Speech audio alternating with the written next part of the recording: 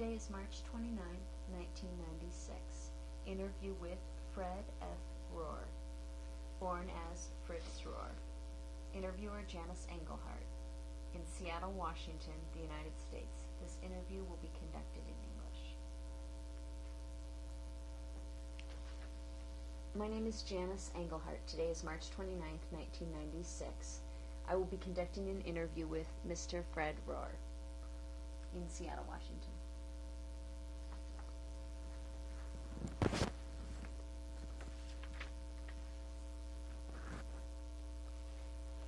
Mr. Roer, can you begin by stating your full name? My name is Fred F. Roer.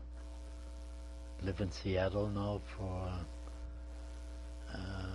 this 46 years. What was your name at birth? At birth my name was Fritz Roer, and I was born in Kerpen, which is a little city near Cologne in Germany. On what day? On November the 2nd, 1920, and lived there till I think beginning of 1939, spring of 1939, and when we were forced out of the home we were living in, or moved to a so-called Juden apartment, which is a Jewish apartment just for Jews, which was shared by one other family. Where was that? That was in Cologne, in the Dasselstrasse 63. And we moved from a, let's see, 5-bedroom home into a 1-bedroom apartment where we had to share the kitchen and bathroom with the other family. Before you get to that point, can you tell us about Kerpen? Kerpen was a town with between 5,000 and 6,000 people. Everybody knew each other. My family on my mother's side grew up in this town as far back as I can go. I would say about 1600, in the 1500s, 1600s.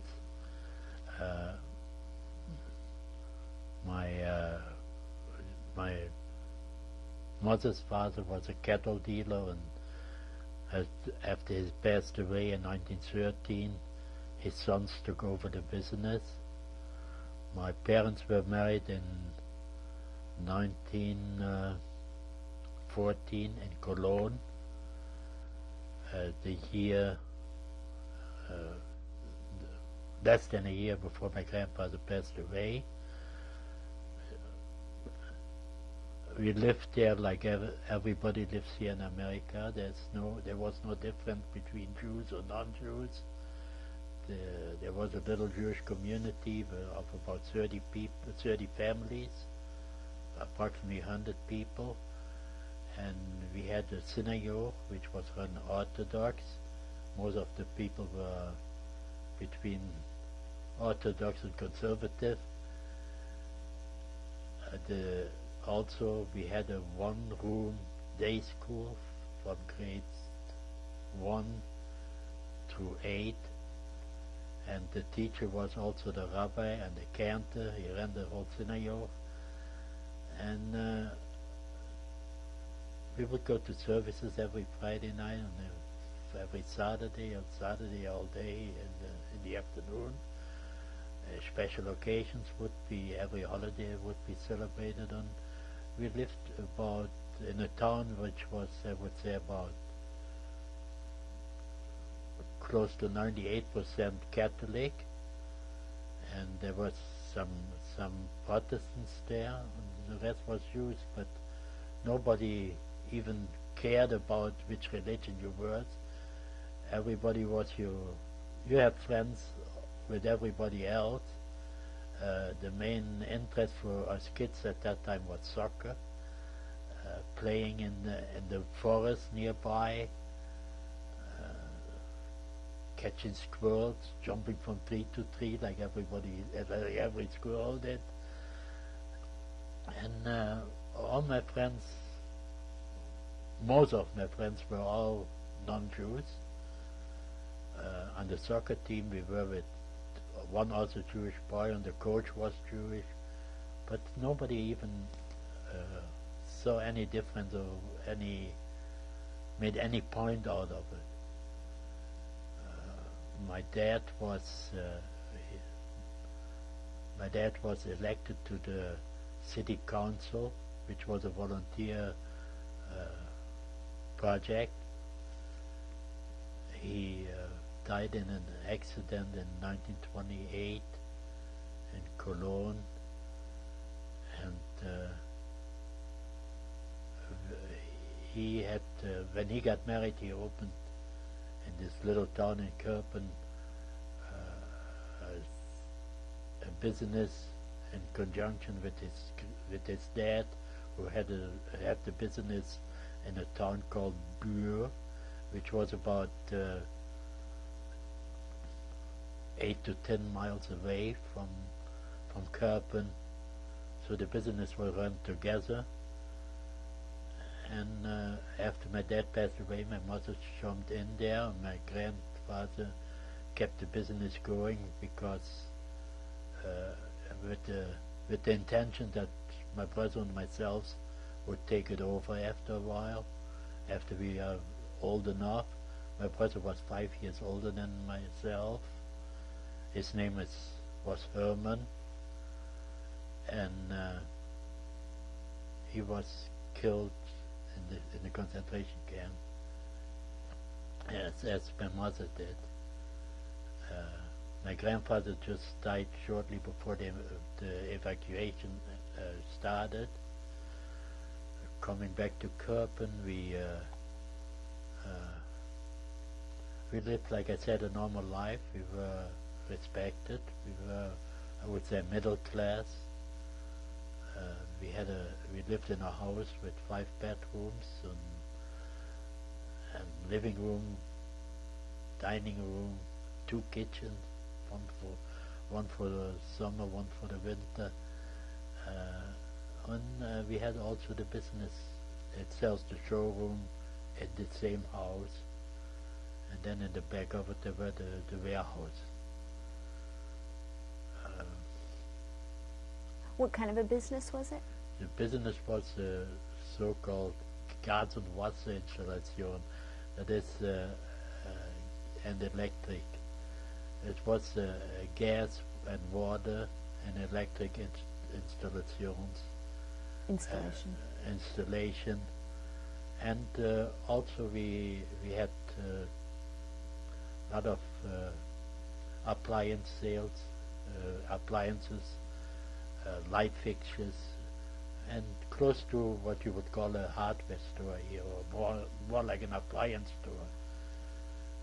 And in both towns, and this was one business. At the height of the business, when my dad was alive, we employed about 20 journeymen. When up to the 1933, when Hitler came, there were at least 10 to 15 journeymen always working for this business. And my mother and my grandfather ran the business together. Was one business, and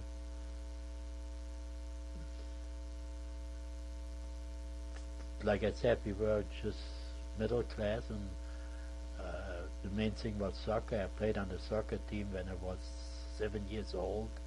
The soccer team over there was not like here in the States. There was one sport organization for the whole town, and from the youngest kids until the seniors. They had a team for each group, each level of age level. Like I said, I played on it when I was 7 until 33, when I was all of a sudden kicked out of the game, out of the soccer team. Schooling, I went to for 4 years first to this Jewish day school, which I mentioned before. And from there I went to the so-called gymnasium. If you wanted to go to college, you had to have gymnasium education. And the gymnasium was all, not like here, the high school. The gymnasium was private, and it was actually a preparation for college. And I went there for 4 years, and that was since 33, 34. Then I was kicked out of that school because I was Jewish. Like I said before, we lived a normal life. There was no difference between the kids or between religions. In fact, an example how we were treated in the town, the best example is that there was a parade in the town, and I had a very bad I was sick for over a month in a hospital.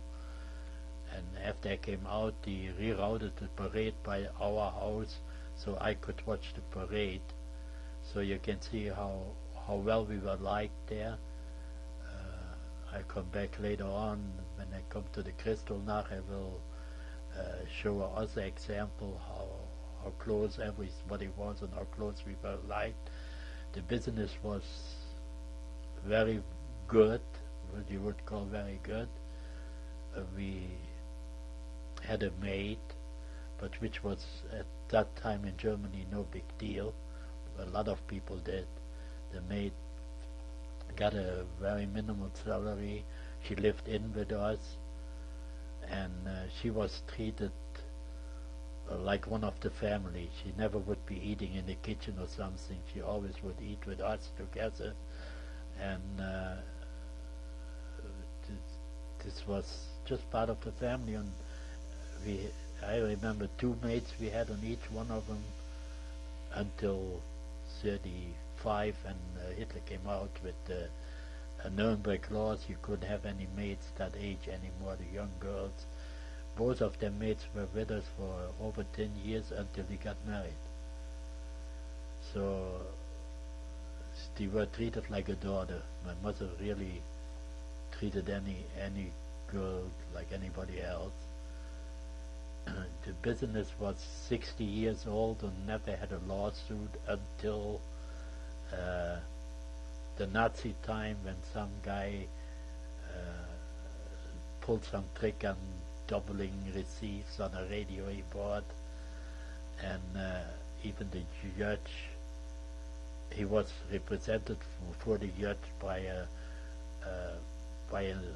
high Nazi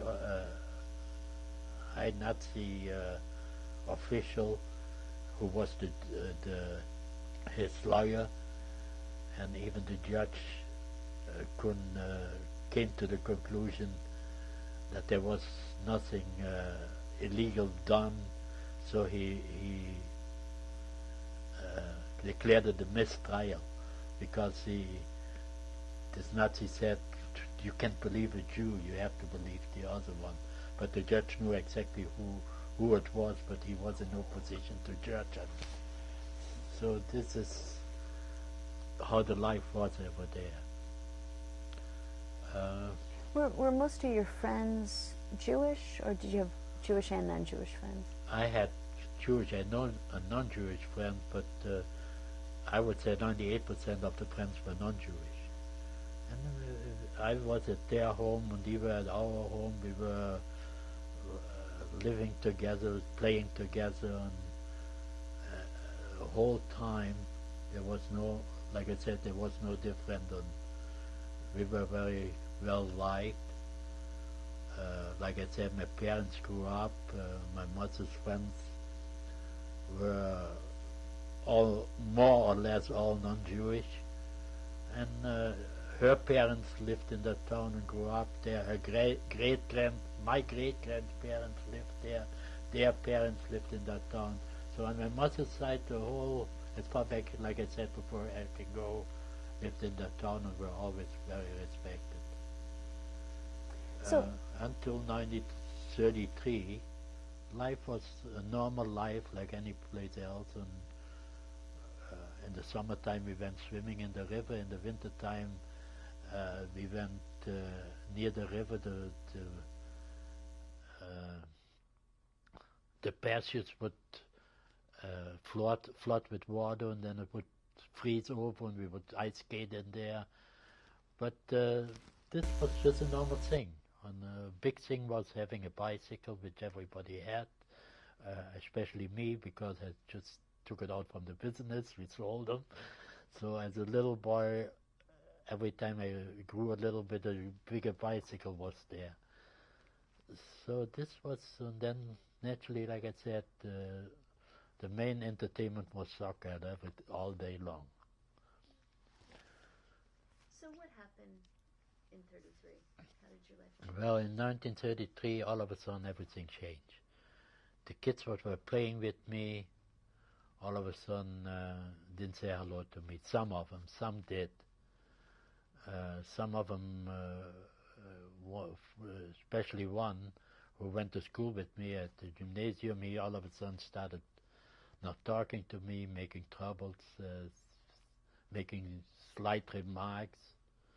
Other boy who played soccer on the same team than I did, for instance, pushed me off the sidewalk and said the Jews have to walk in the street. A boy I grew my age, we grew up together, and from 1 week to the other, or from one day to the other, he changed. He put on a big of this huge uniform, and he thought he was already the king of Germany. This is how the things changed. Then in the beginning of 33, after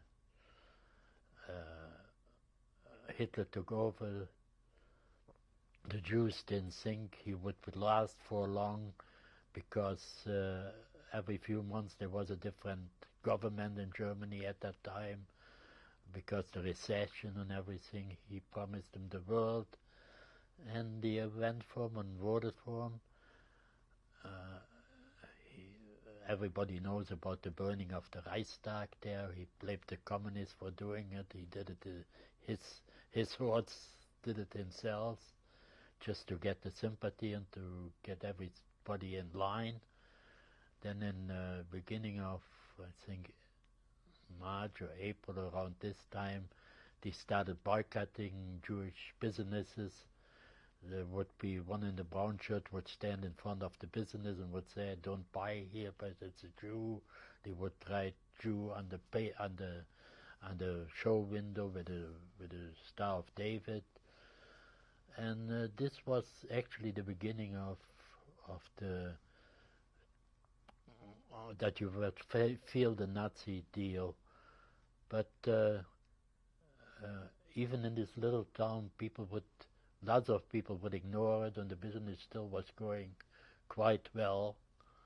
We still had 6, 7, or 8, maybe 8 employees, and until about, I would say, beginning of 38, middle of 37, our business wasn't that much affected. My brother was an apprentice in Cologne, and not in the business itself, because my mother didn't want him to be the boss over the employees. And then in 34, after I was kicked out of school, I went also into apprenticeship in plumbing in Cologne, which involved a train ride where you had to transfer a couple of times of about an hour or less, a little less. And even on that train ride, a lot of boys or friends would still talk to me, sit with me, and we would play cards to keep busy to get there. Then after a while, one of the big Nazis who took the same train every morning that I took came over and told the boys they couldn't sit there with me playing cards anymore. I had to sit in the last wagon of the train, and the boys moved, some of them moved with me there to show support. But he harassed them so much that he later on gave up on it.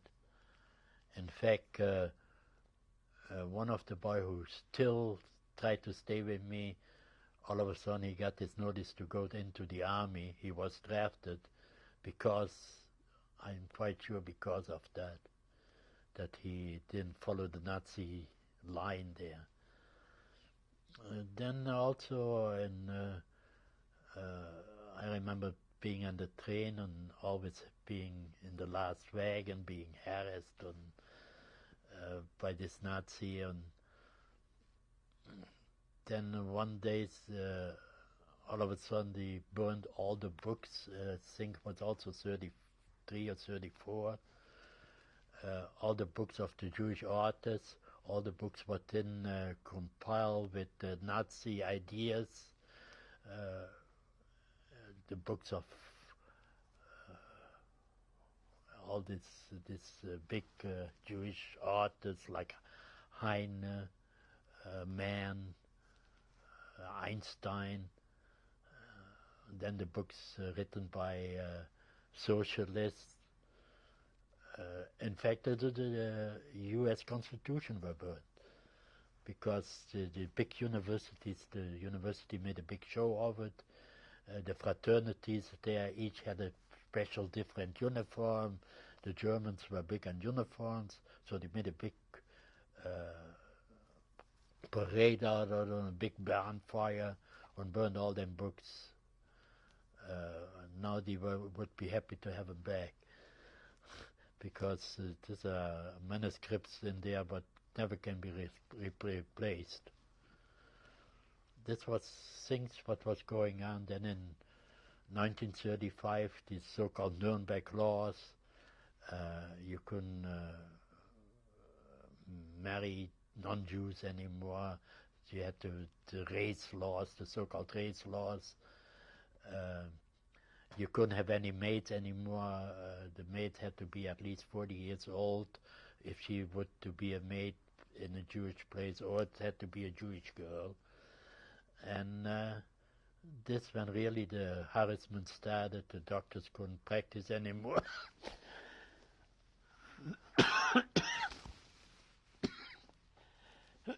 Excuse me.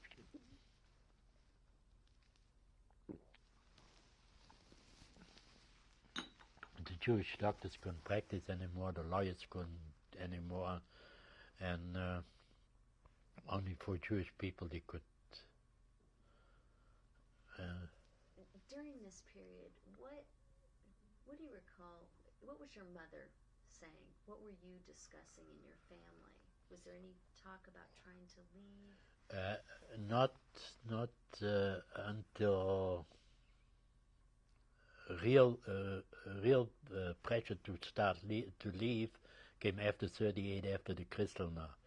But I had one uncle who lived in Ostpreußen. Ostpreußen is the part of Germany what was separated from the main country by the corridor for the Polish, for Poland, which had which gave Poland a road towards the ocean, to Danzig, to Gdansk, the Poles call it, to have access to the sea.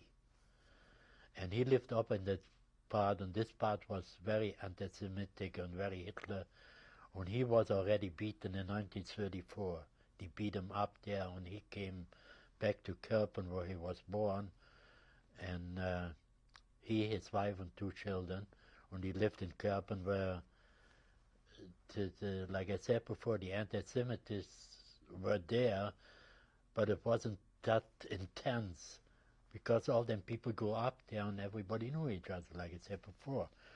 So there were a certain amount of anti-Semitism, there was a certain amount of Nazis there, but they weren't as brutal as they were over in Ostpreußen.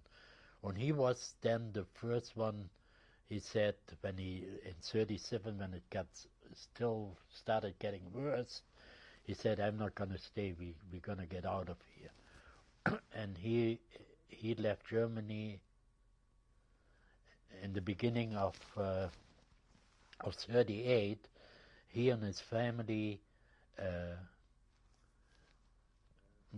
moved or emigrated to Colombia, South America. And this was the first one of the family. Now my mother was thinking of emigrating too, but she had two young boys, a widow, who had a business that was still fairly good. After my brother completed his apprenticeship, he was in the business already, taking over. So everything was still going, and I was still a young kid. I was 16, 17, and so the idea was to emigrate after I completed my education, after my brother got established, and so the urgency to emigrate didn't start till 1938, after the Kristallnacht. Can you describe how you experienced Kristallnacht? Well, the Kristallnacht I experienced, first of all, when it started, I was in Cologne, I was in the apprenticeship, and this company I was working for was also naturally a Jewish company because I couldn't work for anybody else. And at that time, in the early afternoon when it started, I left work and went to the train to go home. To be sure that I wasn't too harassed, I left the train one station before Kerpen and walked, which was about 2.5 miles, walked to home through the back ways because I didn't know what was going on in Kerpen. When I got home around 4 or 5 o'clock, everything was still fairly quiet. Then all of a sudden the hordes of the Nazis came, the drunks came, all drunks. The first thing they did, they tore the synagogue apart, they took out the benches and put them in the middle of the street, they tore the prayer shawls to pieces and put everything in one pile and made a big bonfire there. The interesting part, which I didn't know at that time, is when I came back after the war to Germany, one priest had saved one Torah. He had grabbed it and took it away without anybody knowing it, and he gave it back to me after I came back, and that was the first Torah we had in Cologne to start over the Jewish community. But then they burned the Torahs, the other ones, they burned everything in that place. Not the building itself, because there were caretakers living in there which was not Jewish, so, but the other things, they made a big bonfire in front of the synagogue. And then the mob started going from business to business, from house to house, where Jews lived. The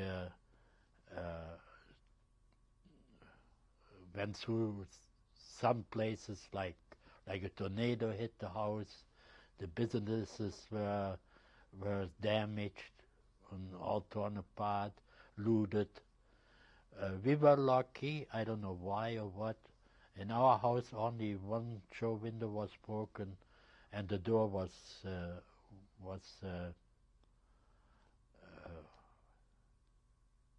damaged with an axe. That was all what happened to us.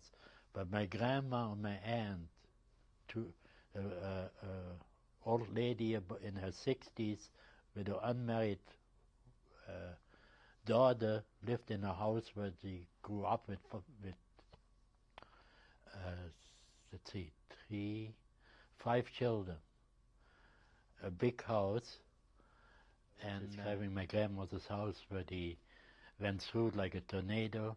Everything in the house was destroyed. I have one picture here which I got from my grandma when I came to the States, which is about 6 by 3, 6 by 4.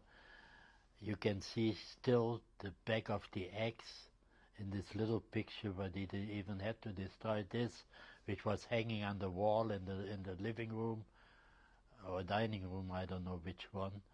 But even to down to this little picture. They had to destroy it. My grandma and my aunt climbed over fences in the backyard, through back alleys. They made it to our house, where in fact most of the Jewish community at that night congregated, because like I said before, we were lucky, hardly anything was destroyed. Then the next day, all the men between 16 and 60 were arrested and sent to various concentration camps at that time. But most of them came after 3-4 months, would be released. First he started out with veterans from World War One, then eventually they released more or less everybody who didn't have any police record. He kept some who had a jaywalking record that longer than others, or didn't let them out at all anymore. My brother and I were lucky. I don't know whether it was lucky or not in hindsight, because if we would have gone to the camp at that time, maybe we would have left Germany easier or earlier. But the chief of police of the little town called my mother and said, let you boys go in hiding. I have to come to arrest them. When he came, we naturally were gone. My brother was hiding in a farm which was outside of a town, laying by itself. The owner was a good friend of ours, and he naturally right away took him in. I went to my grandpa's house because he was way over 60 at that time. He was in his close to 80 actually, and I thought I was safe there. But then all of a sudden the Gestapo came on looking for my brother there, and he went through the whole house looking all over, and I was laying in a not being used bedroom under the bed way in the corner, and he didn't see me. Then after they left, I got a little bit scared and went to a next town which was called Düren, which was first of all a bigger city, where an aunt lived with her daughter. The other daughter was already in Israel at that time, called Palestine at that time. She went in a youth transport, and her husband, who was a traveling salesman, an international salesman, just happened to be at that time in Belgium, and naturally didn't come back when he heard about these things. So I thought I was safe there. In fact, I went into the streetcar after I took the train, and went into the streetcar, and there was my cousin sitting there. But I gave her right away a sign not to recognize me. So how did you do that? What was the sign? I looked at her and shook my head. So she right away caught on, and I went into their house and was thinking I was safe there because there was just this one woman, 2 women, and after a while the Gestapo came there, and again I was hiding behind the door, and behind that door there was a water tank, and I was squeezed behind the water tank, and again they didn't find me. Then 2 days later the chief of police called my mother and said, let the boys come home, the arrest warrants are over. So that was why we wasn't at that time, neither my brother nor myself was arrested to go to the camp. Well, this was a Kristallnacht, and naturally after that there came all the new laws out. Jews couldn't have any more of their businesses. Going back to Kristallnacht, 1,000 excuses from the Nazis why they did it. There was a young Jewish man whose parents were stranded between Germany and Poland. His name was Greenspan. He went to the embassy in Paris and some third consul there, consulate employee, and this is what the Nazis use as an excuse to start the Kristallnacht. But to come back in the spring or early summer of 38, already every Jew had to declare how much his property he had. Everybody who had more than his property was worth more than 5,000 marks had to declare already his bank book and everything what he owed. So when after the Kristallnacht, they put a so-called Juden tax on all the Jews who have more than 5,000 marks. So they were already preparing for that, and everybody had. They said the Jews were in fault for the Kristallnacht, and everybody. Excuse me.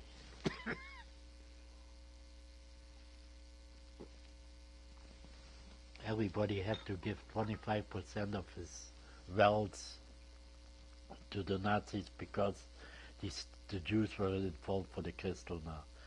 Now, a funny thing is, I don't know whether you realize that the 9th of November has a lot of meaning for German things. First of all, in 1923, I think this was actually the reason the 9th of November was chosen for the Kristallnacht. In 1923, Hitler had the first run-in with the police.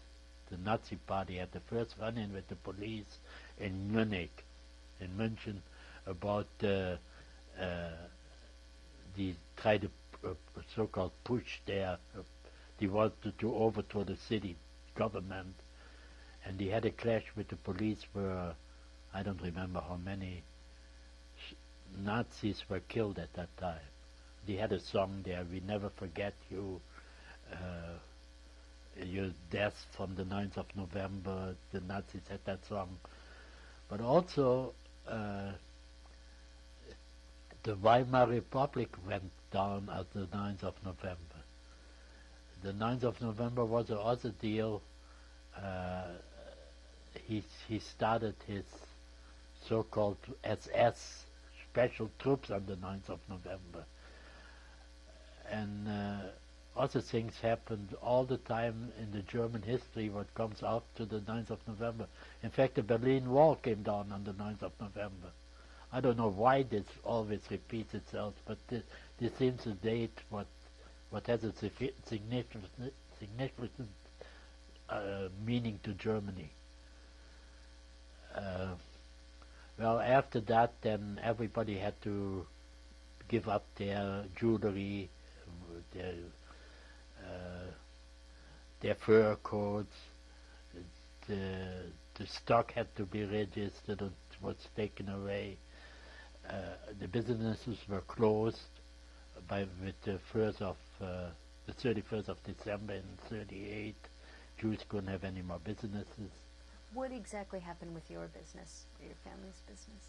Well, the business had to be closed from 9th of November till December 31st of 38. You had to close the business. So what we did, whatever we could, we sold to, the stock was sold or given away or sold to a so-called, to a friend of my grandpa he had the same business in another city. And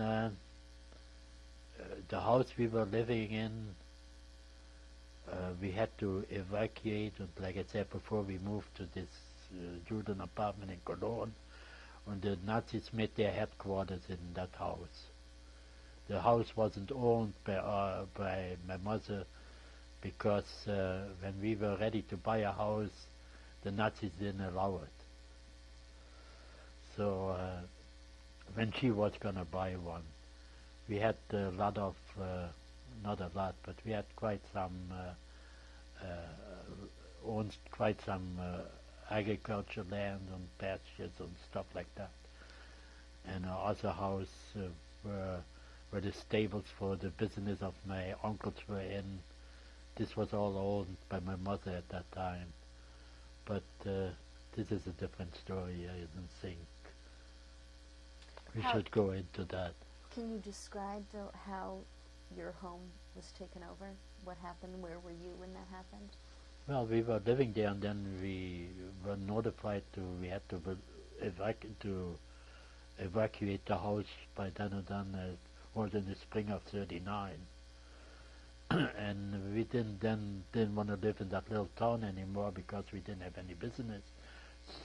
We thought we would be better off to live in a big city where not everybody knows each other and where you wouldn't be so harassed. But the German machinery of knowing everything and the Gestapo didn't make that much difference. Then all of a sudden you had to wear the star, so everybody, there were too many people that knew you that you wouldn't wear the star and would be afraid not to. Well, did you have friends, non-Jewish friends, in that community still in Kirpum? There were a few still there which would say hello under their breath. Most of them were afraid. There were some which were openly, what would you call it, openly friendly to you, which really defied the Nazis in some way. But there were very, very few. I mean, when they elected Hitler in '33, or even later when he had his one-party elections, there was 95% were for him, and there really were 95% Nazis because he promised them the whole world, and he really got them out of the recession with starting to build his war machine. Built the Autobahn, which was also the war machine. He built the so-called Siegfried line, the armored line across around the border with France. So he had people working there, and he gave them work, but the mark wasn't worth anything because he was printing money like water. At the point when your mother and brother moved to Cologne, what were the conversations? What kind of communication were you having with your mother and brother? Well, after '38, the conversation was how to get out of Germany. We tried 100 different ways. No, I won't say 100. We tried as many different ways we could.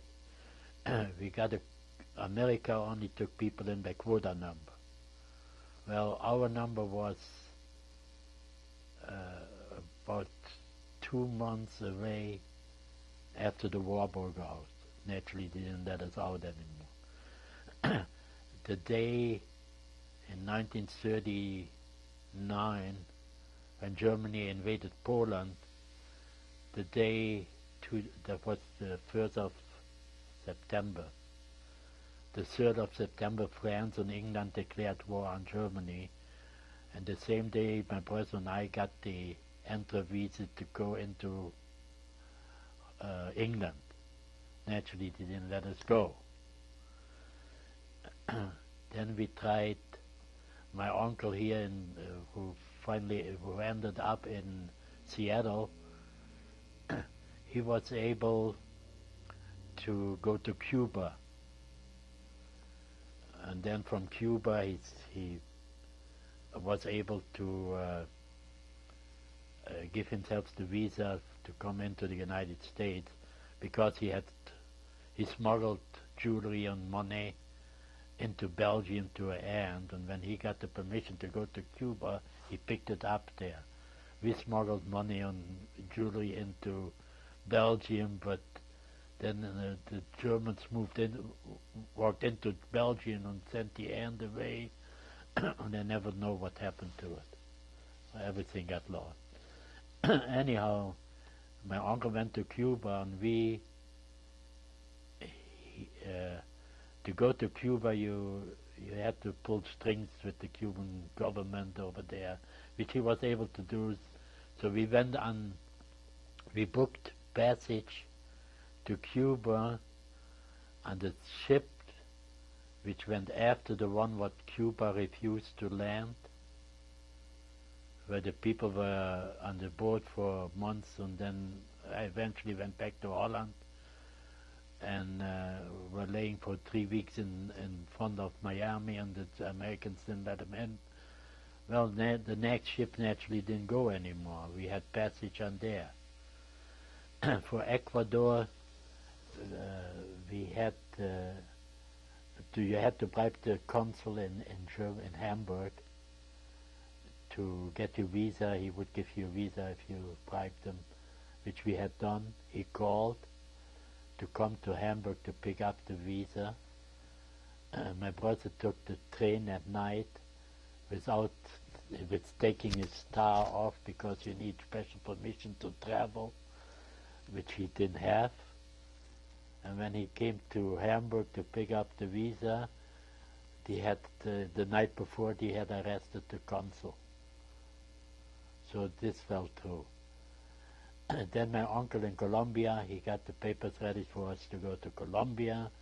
And like South America, there was a revolution every time, and there was a revolution in Bogota, and he burned down the parliament building, and our papers got burned. So that fell through. So as you can see, we tried so many things, and everything just didn't work out. The rest of my mother's brothers and sisters all were able to emigrate. On my father's side, his sister and her husband stayed in Germany more or less to take care of his stepmother and my grandfather, and they both, I don't know where they were killed. They were sent away. And my uncle, the other uncle where I spoke from, who was caught in Belgium at that time, and his wife, both were killed in the camps, and I don't know where.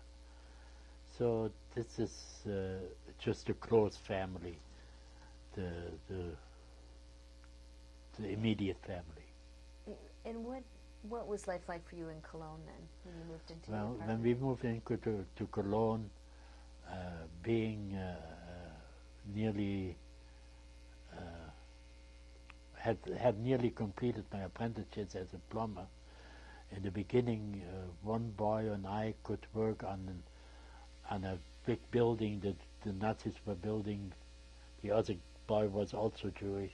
We were separated from all the other workers, and could work on the plumbing, but that was only for a few months. Then we were kicked out of there.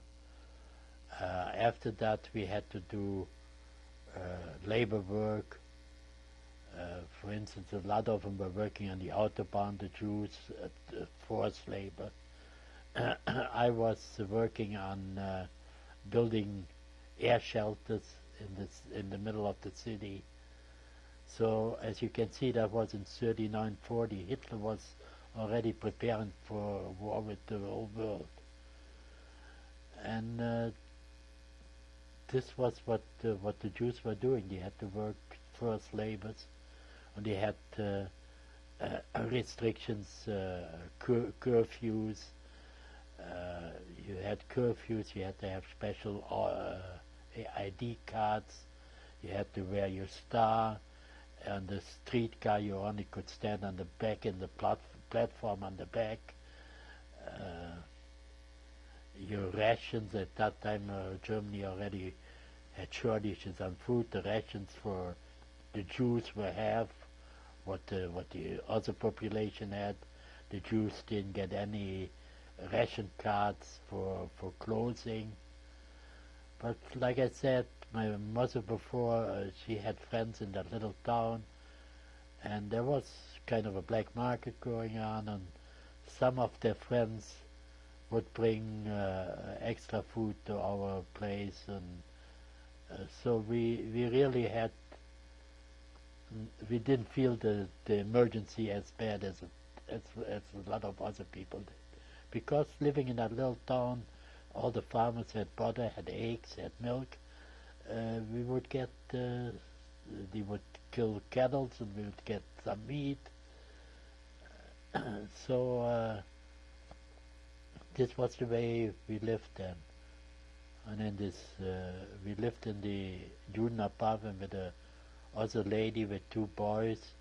Her husband was a Polish citizen, and he was already shipped to Poland in '39. That is where this whole deal of the so-called Kristallnacht started. His parents were in that same situation there. And then till October 31st or 30th, I think, in 1941,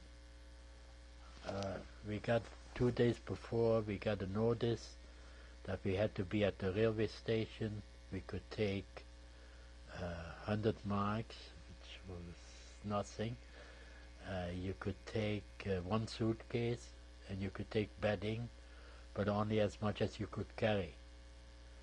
You had to report to the station in 2 days. You would be sent to a so-called to the east, in the eastern part of Europe, or to Poland, where there would be cities. There were cities being built where just Jews lived. All your furniture would be shipped afterwards or stored for you, and everything would be just like normal, only you would be living only under Jews. So we didn't know anything, what was going on, no idea. Before, your telephones were taken away, and for instance, when they came and took the telephones away, right by the telephone we had a stamp collection, which was very valuable. My dad had already started it, and they took that away too. They stole it actually, because they weren't supposed to. But we wouldn't have dared to go to the Gestapo and say, the guy who picked up the phone, he would say, no German steals, only Jews steal, you know. So this was the other deal what happened. Well, when we went, we actually took more than the 100 marks each. We sewed the money into clothing and hiding it. So we came to the railway station, and we were put on trains, and the train took off, and we didn't have any idea where we were going. And after 2 nights and 3 days, or 2 days, 2.5 days, the train all of a sudden came to a stop, and as we got out, you walked through the mud, about half a foot or a foot deep, with your belongings. You were walking into an area which was a slum area, which was encircled with barbed wires, guards all around it. We didn't know what was happening. You saw the people in there all in rags. When we were in there, we found out what happening. The people in rags were the Polish Jews which were put into the ghetto. The city was Lodz, the German called it Litzmannstadt, already in '39, and they lived there already two years or so. And the living conditions were just horrible. The streets were just dirt and mud, and there were open sewers running through it, and we didn't know what was hitting us. We were the second transport from Cologne. The other one went about 10-14 days earlier. With other words, they emptied an area in this slum area, in this so-called ghetto, and arriving every days were a transport of 1,000 each, 2 or 3 transports, and they were pushed into this populated area, which was overpopulated already, pushed in there I think within about space of a month, I think, there were all of a sudden 20,000 people, 20 more thousand people pushed into this overcrowded area. Were you able to communicate with the Polish Jews? Well, a lot of them Polish Jews spoke, spoke Yiddish. Yiddish is a middle-aged German actually. So if they spoke slow, and a few spoke, some of the German Jews spoke Yiddish, a few of them spoke German. So you would be able to communicate, but there was no communication there because all of a sudden there was, on one side there came in these people out of a normal lifestyle, more or less, even deprived in Germany, but still you lived a normal life, and then you came into an area where people were just beggars and full of lice, full of dirt, hardly any water to wash. Then you were put into a room. The room we were in were about 30 people in a room, I would say about 12 by 12, 14 by 14, men, women, children, old people, young people, all in one room. We didn't know what to do. We were just completely lost. We didn't know, we were just dumbfolded. You tried to hang a sheet or something to get some privacy for the night, because you still were human, you still were living a normal life, but after a while, after a few days, you already were, you didn't see, you didn't care whether somebody saw you undress or not anymore. The food you got was from the communal kitchen, was just water with some kind of a vegetable maybe boiled through it, because the food was so the food was, to start with, very, very minimal. Now all of a sudden they had 20,000 more people to feed, so they had to stretch it even more. And this life in the ghettos was just horrible. In the morning you would see a hay wagon pulled by horse. If you were lucky, most of the time the people were pulling it, because the horse wouldn't live long. Somebody would kill it for meat or something. So most, I would say, 98% were pulled by people, the wagon. And they would go through the streets, and in the streets they would lay the people what died in the night, and they would throw them onto this hay wagon like cords of wood. And in this one room there was no sanitation. If you had to go to the bathroom, you had to go outside in this open ditch, and everybody had diarrhea there right away. We still had a little bread. We hardly didn't touch that stuff what you got there. And the conditions there were just horrible, and everybody was in rags. And then the European Jews came in looking like kings for them people. How long were you in the Lodz ghetto? Well, I myself was in there only for 10 days. Then I was separated from my mother and brother, and was sent in so-called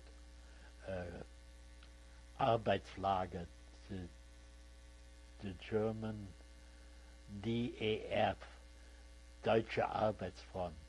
That was a camp which was run by the Gestapo. What was it like for you when you had to leave your mother and brother? Can you describe that last goodbye? This notice came just within hours. You had to leave, just an hour or so. You had time to just pack your clothes, and you were brought back to the same railway station, put in trains. By that time it was already cattle wagons, and you really didn't have time to say goodbye or what, because everything was in such an uproar. Everything was still new. The whole situation was still new after 10 days. We still didn't know what was going on in the ghetto, and this transport I went in were 280 of the just arrived European Jews what came from mostly from Germany. There were some from Vienna, some from Prague.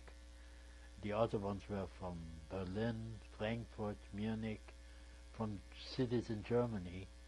And we all were thrown together. A few of the boys knew each other, and we were then put in to the cattle wagon and sent away, without knowing again where we were going. We were told.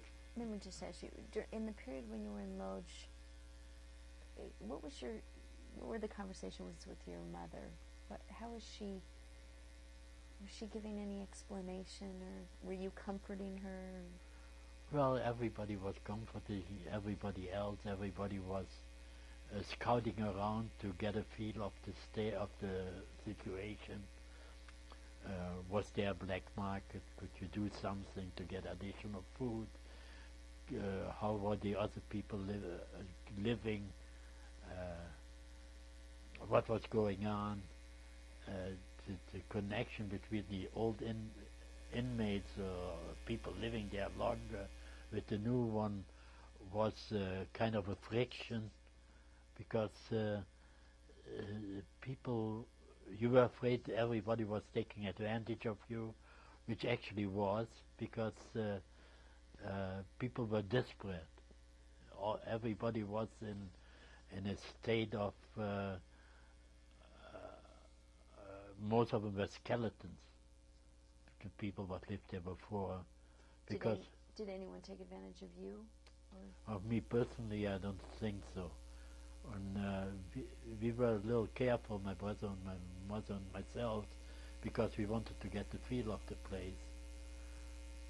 And again, we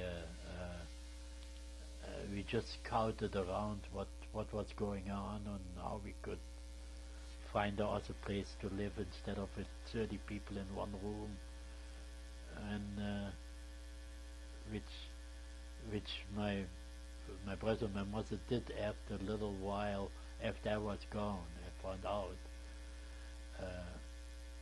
in the beginning, when I was in Posen, I could receive pre-printed cards from the ghetto into the camp, just for a few months, and then that all broke down.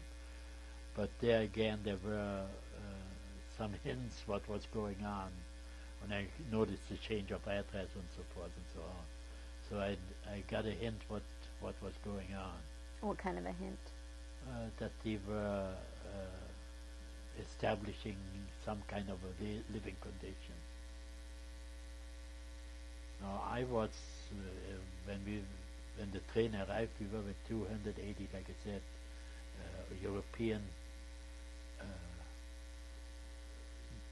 of these newcomers into the ghetto, and all of a sudden we were in Posen, which is Poznański, I think, in Polish. Where we were put into a camp, which used to be a factory, and one room of that factory was emptied. There were around the walls were 2 tiers of bunks, continuous tiers, and in the middle was a big belly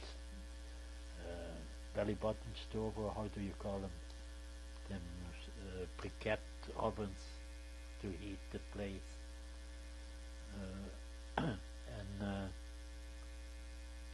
then we were told we would go out with the other people who were already in that camp for months. It was encircled with barbed wire.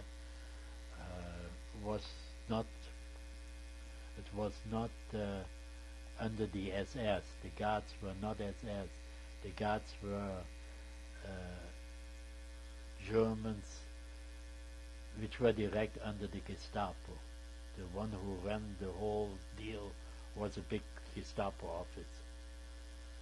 And we were in there, and then the first day they let us stay in the camp. The camp was run like the Ghetto. There was a police chief, and there was a chief of the camp, which were Jews, and Jewish police, but outside was the Nazi guards, not Nazi guards, the Nazi commanders and his cronies. The camp was run by them, and this so-called Jewish police, some of them were real bad. They all had bullwhips and would hit you and would take advantage of you in any way they could. Were you hit? Yeah, everybody was hit more or less. This was, but to show us where we really were, I give you the deal, which is a little gruesome. The first Sunday we were told, Sundays we didn't work. First Sunday we were told to dress up and in the good clothes, and then we were marched into the stadium of Posen. The stadium and in the dressing rooms and underneath the stands was also a camp, which were working at the same. I come back to what we were doing there, but to show us in which situation we were marched into the stadium, the infield of the stadium, on the track, on one side in front of the grandstands, there were 5 gallows with 4 noose each, with like a cross over, and on each end was a noose. So with other words, there was room to hang 20 people. And then all of a sudden they would bring out one at a time and hang them there. And the reason for being hanged was one had picked up a cigarette butt, stepped out of formation. The other one had asked for a cigarette. One was caught trying to buy some bread. One was caught for minimal things like that all along. That was the reason to be hanged. So with other words, for any misstep in this camp, the only penalty was death by hanging. So they hanged 20 people in front of us there, and then we had to march around to the people and looked up at them. So that was the introduction we got to that camp. That was about, I would say, about 3 weeks after we left Cologne. And I had never seen a dead person in my life before, so you can imagine what impact that had on us. What were you thinking at that point? I don't know whether you were thinking at all. You just were in a trance to go along with everything what was happening to you. You really didn't realize what was going on for the first few weeks or months before you really got a hold of what was doing.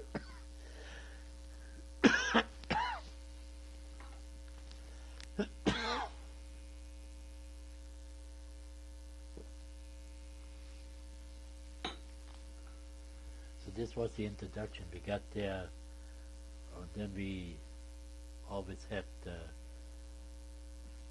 what we did in this camp was we had to build a lake.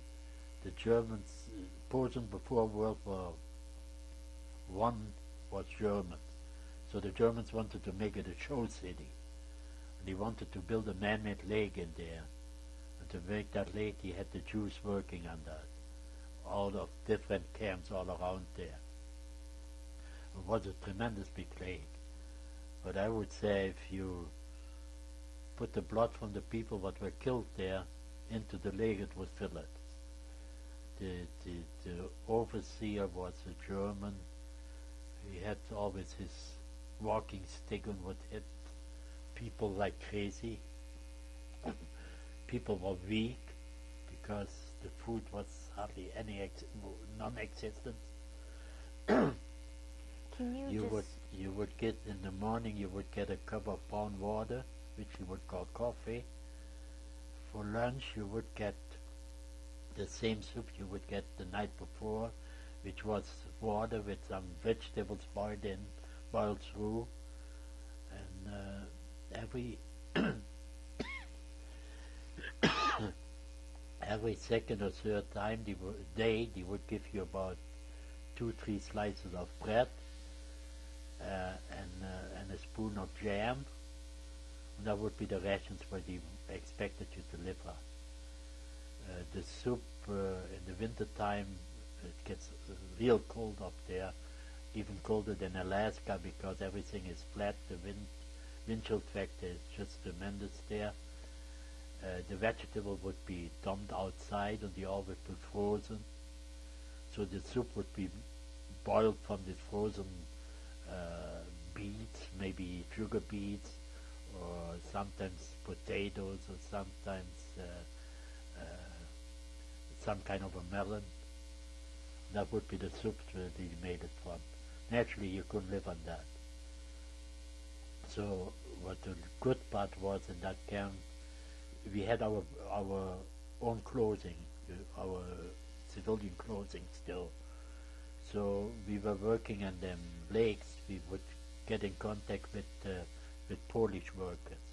And the Polish rations were very bad too, but they had more to eat. They had victory gardens and stuff. But they didn't have any clothing, so we would sell a shirt or pants or something for additional food, for sugar, which naturally was one of the things. If you were caught, you would be hanged. And did you exchange clothing for food? Oh, that was the only way you could survive there. Otherwise, you would die. You were full of lice. You were full of bed bugs. The bunks, there was straw laying on about half a foot thick. This was just crawling with insects. Your entertainment at night would be sitting there to crack the lice in your undershirt.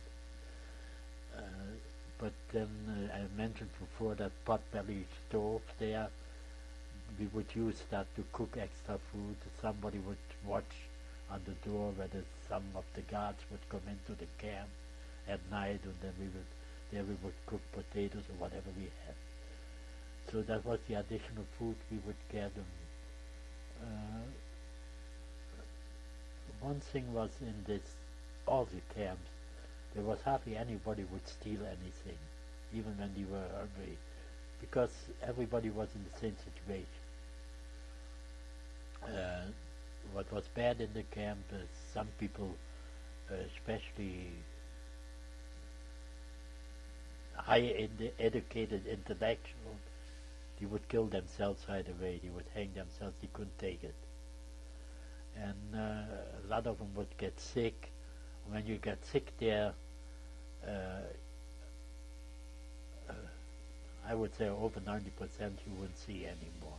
You would be brought into a so-called hospital, and that hospital was just people to die. The ones what could not walk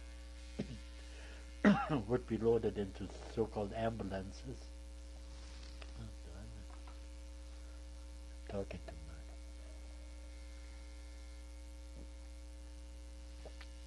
much. The ambulance itself was with a big red cross, a white teal, and the people would be laid in there, about 10 to 12 people. And then he would close the door, and at the same time he would hook the hose from the exhaust right into a special connection to that box, that red cross box, would drive around for an hour, and then people all would be dead. So this was one way of taking care of the sick people. Everybody had diarrhea, more or less. Were you sick? Yeah, everybody got sick, but you were afraid to stay home because you would bring you to the hospital. So you went to work, sick or not sick. And we had some doctors there. They told us what we did, for instance, for diarrhea. The medication we had, we would take wood and would burn it to ashes. And the ashes itself would be would make we would eat the ashes as a medication. So supposedly the medication for diarrhea is part of ashes or something. We didn't know, but we had some doctors there were told us to do that, and it usually helped to a certain extent. Also, this camp, like I said before, at night you had a big, like a herring bell in your room where you could release yourselves to urinate only. The other one, the whole area was lit up. You had to walk to the latrine, and the latrine was quite to the side, but if you could avoid it, you wouldn't go because it was so cold during the night time.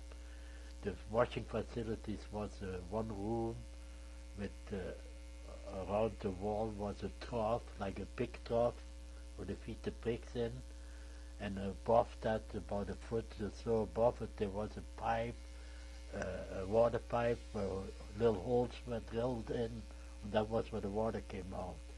Now in the winter time that would splash all over, and as high as the trough was, you would have the whole room one sheet of ice.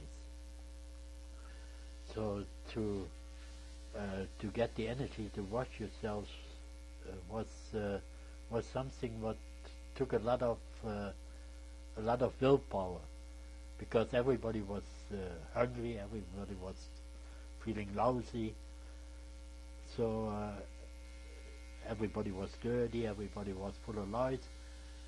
So to keep yourselves clean was a big undertaking, especially in the winter time. And if you didn't, you would be more susceptible to the sicknesses of the camp. So what we did, we would take a rock and put steps into the ice to get into the washroom. So this was Posen. Later on, they gave up on the building that lake because the war machine was getting too close, and they were sending the Polish worker into Germany to work for them. Later on, we would be digging ditches for the sewer, city sewer lines. On being a plumber, I was lucky later on to be able to work on laying the sewer lines when I was working with Polish workers then, and then there again I was able to get some extra food shoved to the side, and people started liking me. They saw I was working with them. And this is one part again in Posen that I was able to get extra food and stay alive more or less. How long were you in Posen? We were in Posen from from 41, from November 41 till the spring of 43. Then 80 of us were picked out and sent to the country. I don't know where we went there. We were shipped in a cattle wagon again to the country. Oh, one thing in Posen, in the beginning we were able to receive mail, and also packages. Now this Lagerführer, the leader of the Lager, the camp overseer from the German, the Nazi, he would allow us get packages. Then when the packages were coming, all of a sudden he would say, you can't have any more packages. You would steal it. He would just do the same with letters. He would tell us to put, ask for money, and then he would confiscate the money. He would let it go for a week and would steal it again. At that time, before we were evacuated, my brother was engaged, and he got married about 3-4 weeks before the evacuation started, so that my brother and sister-in-law could go together, but the Nazi didn't allow it. And this way my sister-in-law was still in Germany when I was in the camp, and I could write to her, like I explained before, and she would send me things. There we had a special code. The bank director, for instance, his name was Joseph. So I would try to tell Uncle Joseph to send me something, send me a bread, so she would understand to put some money into the bread. So she would send bread and there was money inside, or a cake or something. So this was all things we figured out, But this writing to her was only for a few months, then the whole thing stopped. So from Posen we were sent to the country, and we were working and irrigating a river there for the farmers and so forth and so on. And in this camp, that was the best camp I was in. We were sent with 80 and only one person got killed from spring of 43 till the fall of 43. And he got killed because he smuggled a letter out of there and the Gestapo intercepted it. And they came and hang him. So that was the only thing. Because we were working out in the country, so we were working where the farmers had put their sugar beets, their corn, their potatoes in storage for the winter. They would dig a hole out on the farm. They would cover it. They would put into the hole along about 10-15 feet long. They would put their potato or whatever they wanted to save. Then they would cover it with straw, and over the straw they would put more dirt. Now when the guards weren't watching too close, we would crawl through the furrows and empty out them storage deals. So we would get extra food. And the guards were Polish people which weren't too strict. They let us trap rabbits or birds and whatever flew around or run around, we would trap it and then we would cook it. The only thing I would advise anybody is never to trap a crow. We had a crow, we boiled it for 2 weeks and nobody was able to eat it. It's the toughest meat you ever see.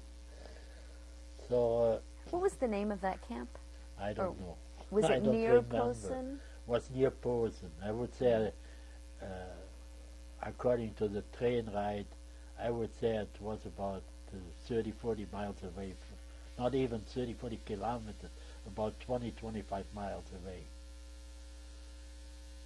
I don't even know what the river was or anything, what the name was. Like I said, this was the best camp we had. Then all of a sudden, the camp, we were loaded into, one morning instead of going to the river, we were, take your things along, we're going to go someplace else. So we were loaded into cattle wagon again, and after a little while we were coupled on to another train, no idea where we were going. And after, what was it, a day and a night, I think, ride, we came to a place, naturally everything, all you could look out was a little window with chicken wire in front of it, like a cattle wagon is. And we were 80 into this wagon, pushed in, so it was quite crowded. All of a sudden, the doors naturally were locked. All of a sudden, we had a big commotion going on, the band playing, people shouting, bumping things or hitting things against the walls of the train, just to make a big confusion, more confusion than there was. And guns being shut up. What's going on? We didn't know what was going on. All of a sudden the door was open, some guy in SS uniform standing there, out, with a whip in his hand, and as you came out, he was whipped already, and line up in rows of 5. Everybody line up, and everybody was put your luggage in one pile.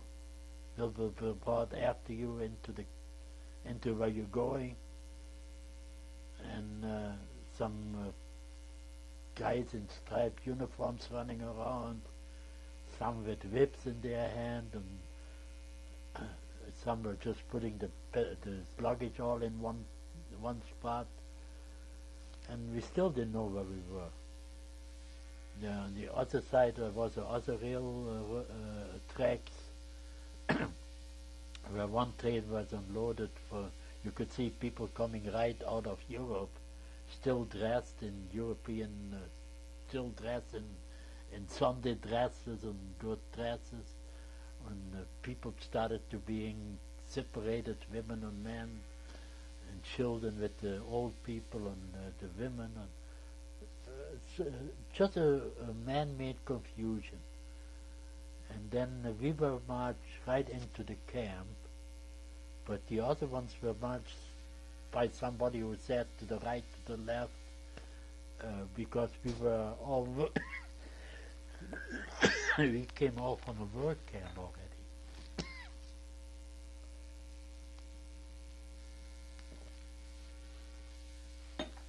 And then some of them guys in the uniforms were, you in Auschwitz. What is Auschwitz? We didn't have any idea where we were. And there were incidents which I never have talked about. So I don't think I want to. What happened to people there when they were coming off the trains. And do you want to just talk about what happened to you when you came off the train? I think it's too crass, too grim to even talk about it, because today I ask myself if a dream of really happened, because this was things not humans won't do it. Only animals can be that cruel. So I think we skip that. I don't know whether this was talking about killing the people just right off the bat for no reason at all. And which style and which way they killed them. The guys all had guns with bayonets on them and were pushing the people around. So we were marched right into the camp, then into Auschwitz, where we was told our luggage would come later on, and to be sure everything is marked with our names. And then when we got there, was in, I guess, around noon or afternoon, I don't know. We were told to undress and put the clothes in a neat pile, so that we find it later on when we get through with it. That was the reception in Auschwitz. Would you continue in Auschwitz? Well, after we undressed there, we were first of all led into an area like a conveyor belt. There was barracks after barracks, just divided with hardly any separation. You went in there, the first thing you went through, you went up a little ramp. There were some guys standing with barber shears and barber scissors, and they would cut all the hair on your body from top to bottom. After that you would go to the next area where somebody of the guards were and would look into every cavity of your body, whether you were hiding something, or not. From there you would go into a shower area where the people would be packed in. Then all of a sudden the shower heads would come on with ice cold water, and to give it more power, or whatever you want to call it. There would be guys standing with fire hoses all around and would train them hoses on you. From there you would go into the next area. There would be somebody standing with a sponge and have some kind of a Lysol solution or what it was to rub you down for delousing. The next area you would go in, somebody would throw a uniform at you, a pair of pants and a top, and a rack like an underwear. The uniform could be for a size somebody double your height, or half your size. From there you would go on, and he would tell you when you get out you can exchange that it fits you. The next area would be, he would give you a pair of shoes, so-called shoes, which was a wooden sole with a canvas top over it, and you would get 2 racks about 12 by 12, as you would wipe them around your feet as stockings. Then the next area you would go, you would get 2 strips with a number on it, which would be your prison number. And then the next area, there would somebody stand and grab your arm and put your tattoo your number on you. Can you display your tattoo for the camera? This.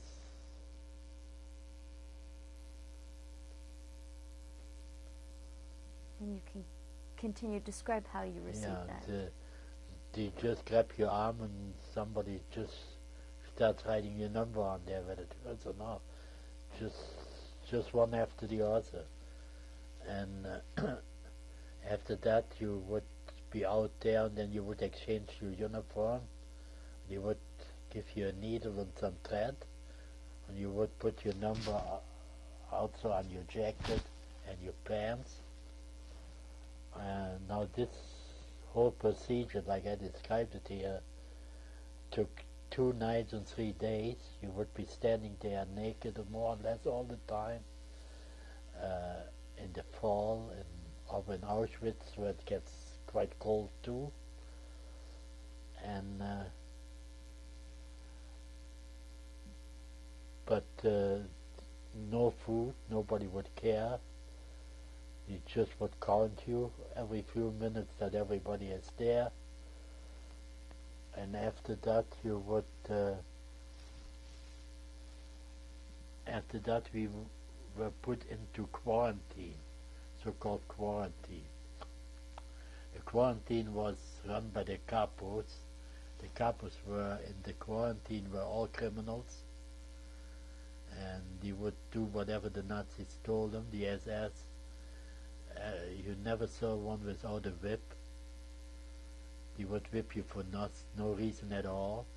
The barracks were 3 tiers, just wooden planks you would lay on.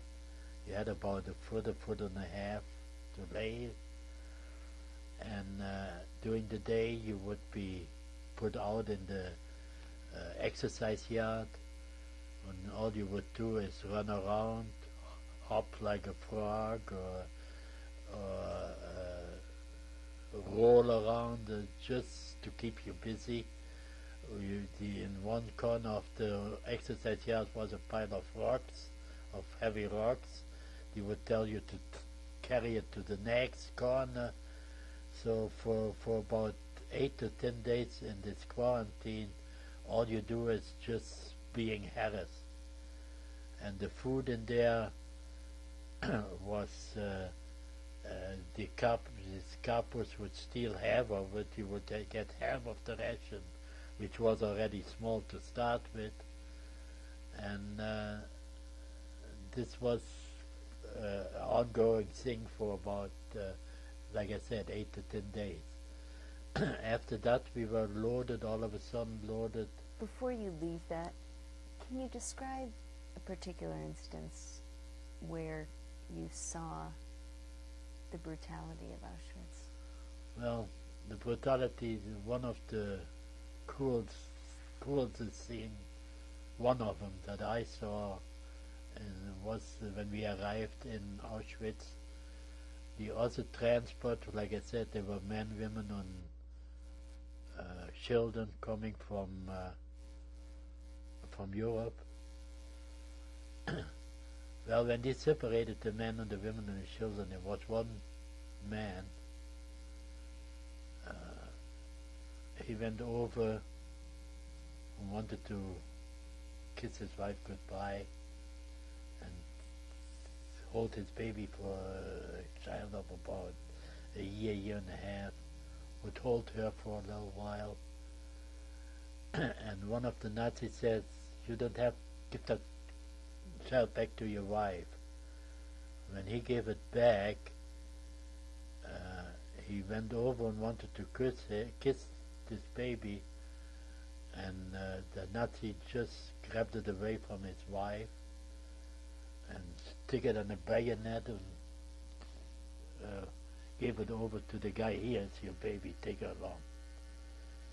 And the woman actually was screaming and crying and putting on and getting on, or whatever you would call it. And all the Nazis did shot her right there and then and there and killed her. And the husband lost it completely and jumped at the Nazi. And at the same time, 3 other guys came with the bayonet and killed him right there. So this was the first impression we got from Auschwitz, or I got.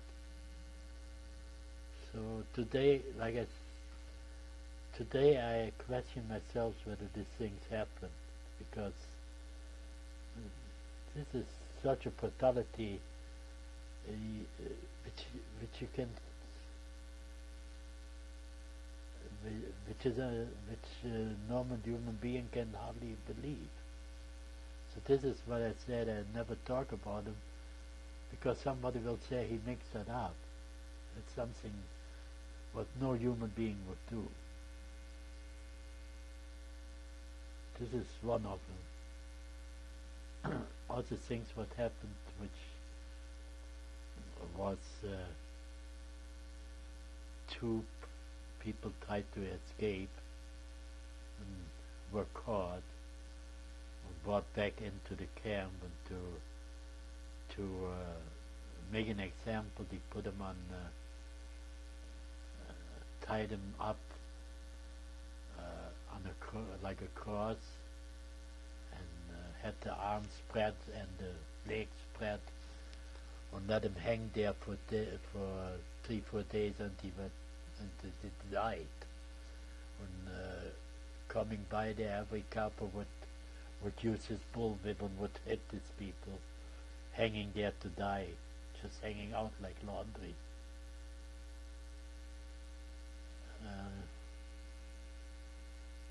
Things like that which occurred there, and later on you wouldn't even react to it anymore, because you yourself became an animal. You weren't a human being anymore.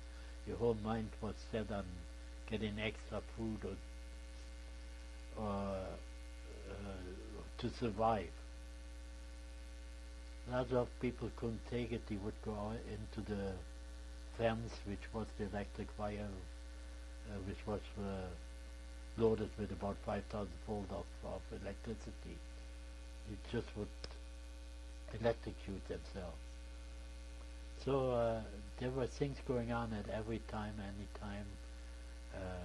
Some guard didn't like you. He would tell you to go over there to pick up a rock, and then he would shoot you in the back and say you were trying to escape.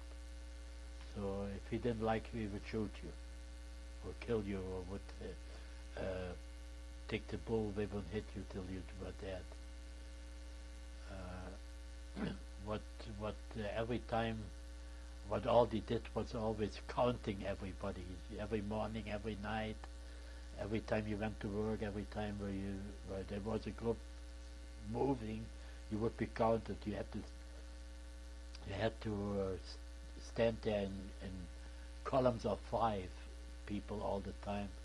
The first thing in the morning was if somebody died at night, you had to lay him there so that the 5 was there to count.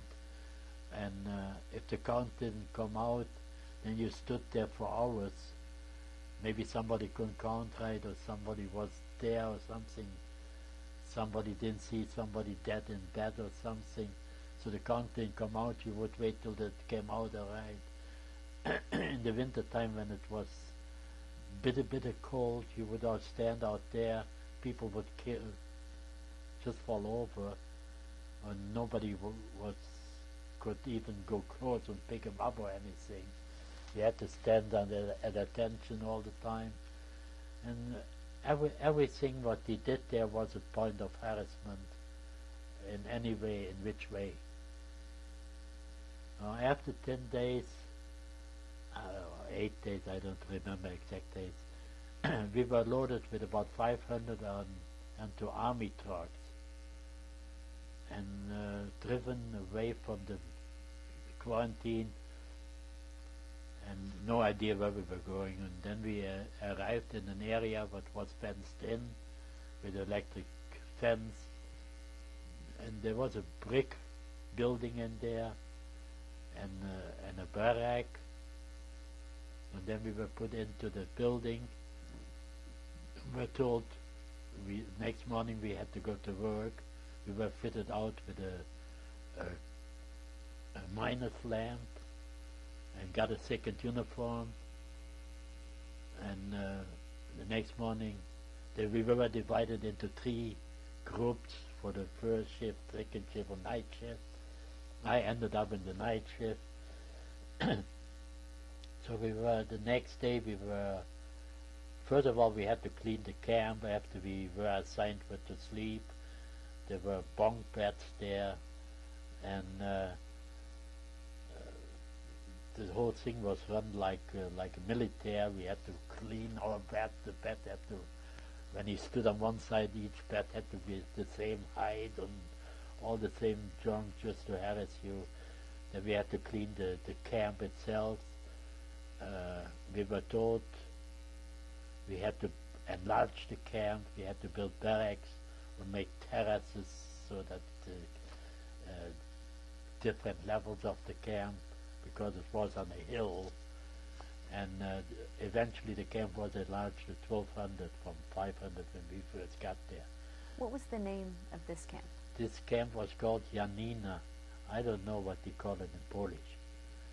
And that was a coal mine. The coal mine was called Yanina too. On the town, there was a little town which was called Yanina, where the Polish miners lived. The next day we were marched to the mine up there, and got into the elevator and went down. I don't know how many feet actually, but quite a way down. And down, once we got down, there was very wet coal mine, and we were divided into different groups with different miners. Each section, there were 6 sections in that area, and each section was overseen by a German engineer, a mine engineer, and naturally the miners all were Polish workers, because it was right in the town. There again we had to load the wagons either with coal or with the rocks they cut out. Sometimes there was 2 feet you had to lay down in the water and shuffle under the conveyor belts, which would then go into the little coal wagons, and the coal wagons would be sent by little locomotives outside. There were big piles of stone or coal, and then from there the coal would be sent into Germany most probably, or or even to around there were different camps which were working on war industry. So that was in the coal mine where I was working. Like I said, we had to lay down and shuffle the coal, sometimes in water, and it was very wet. There again, the food was a little better than before, but still not enough to survive. You would get the dark coffee in the morning. You would get the water soup, which was a little bit thicker. Sometimes was a vegetable and a potato in there. You would get this 2 or 3 slices of bread every day, and the soup at night and before we went to work. And then the noontime when we were in the camp, we would sleep. We would come back to camp about 7 o'clock or 8 o'clock. We would let us sleep till about noon, and that was the time. Then we would have to work in the camp building, enlarging it, cleaning it, all different things of the we would be marched to the coal mine with the SS guards around us, and they would use their back of the guns to pick you or push you. And there again we wouldn't get enough food. Luckily these miners were living in the country, they were raising chicken, they were had little garden plots or something. They didn't have much, but they had extra food. They didn't have any clothing, for instance. To get extra food, I would sell my second uniform.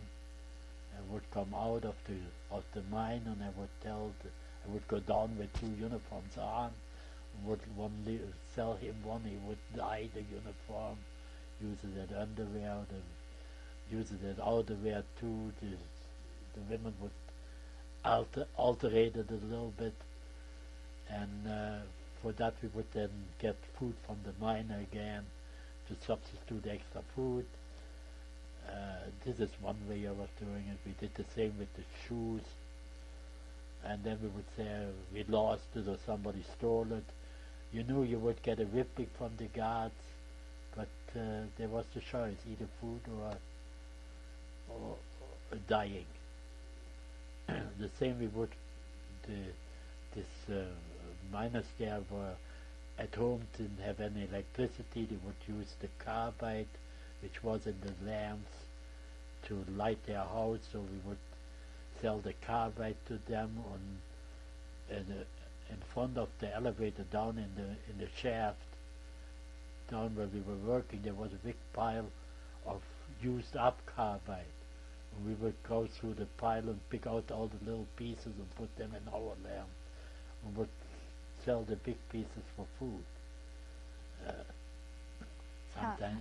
Sometimes we would even sell the lamp and exchange the lamp. His was broken, and we would bring it to camp and say, well, the lamp isn't working right. Each lamp had a little chain on it with a number, so you would switch the numbers over, and this way, any which way you could, you would sell and try extra food. Also, what we would do is, I would call it a kind of sabotage, but nobody was organizing it. Just a feeling for yourselves to feel better. We would mix the rocks with the coal. We would. There were some places where you needed winches to lead the coal wagons down steep hills from one level to the other. The winches had all steel cable, which were woven little wires, little steel wires, woven together into a cable. And sometimes you would start breaking them wires, you would wear out.